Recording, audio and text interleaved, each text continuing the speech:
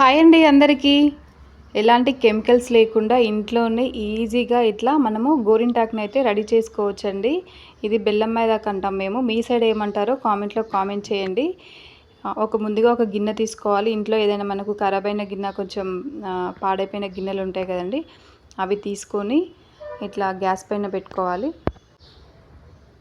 పెట్టుకున్న తర్వాత దీంట్లో ఇంకొక గిన్నె అనేది తీసుకోవాలండి. ఒక చిన్న గిన్నె పెట్టుకోవాలి. మధ్యలో పెట్టుకున్న తర్వాత సైడ్లకి మొత్తము కొంచెం బెల్లం వేసుకోవాలి. నేనైతే బెల్లం వేసుకుంటున్నా.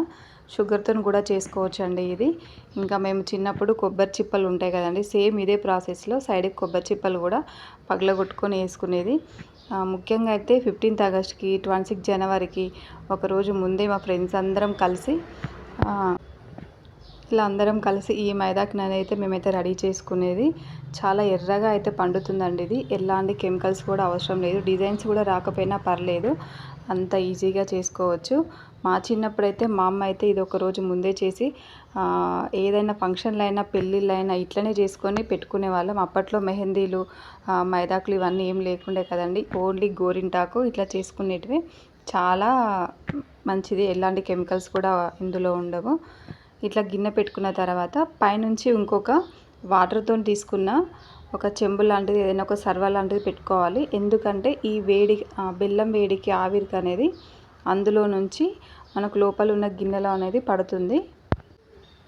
చూసారు కదండి, ఒకసారి చూసుకోవాలి. పైనుంచి ఆవిరంతా ఆ గిన్నెలో పడుతుంది కదా, ఇదే అండి మనకు వచ్చిన మైదాకు. దీంతోనే మనము డిజైన్స్ అనేది వేసుకోవాలి.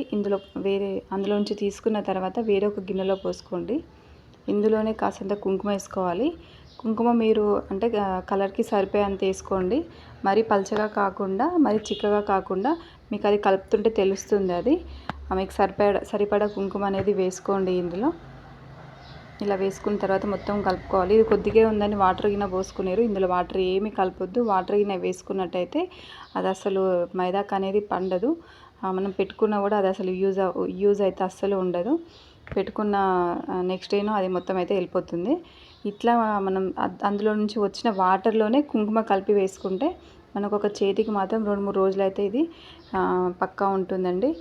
మీరు ఇలా ట్రై చేసేదా ఎప్పుడైనా? ప్లీజ్ మీరు ఇలా ఎవరైనా ట్రై చేసేది ఉంటే ప్లీజ్ కామెంట్లో కామెంట్ చేయండి ఫ్రెండ్స్.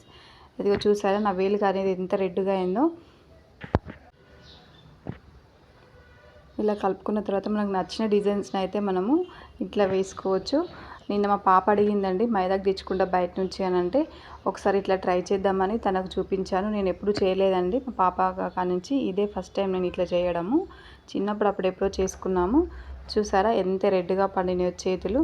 ఈ వీడియో కనుక మీకు నచ్చితే సబ్స్క్రైబ్ చేసుకోండి.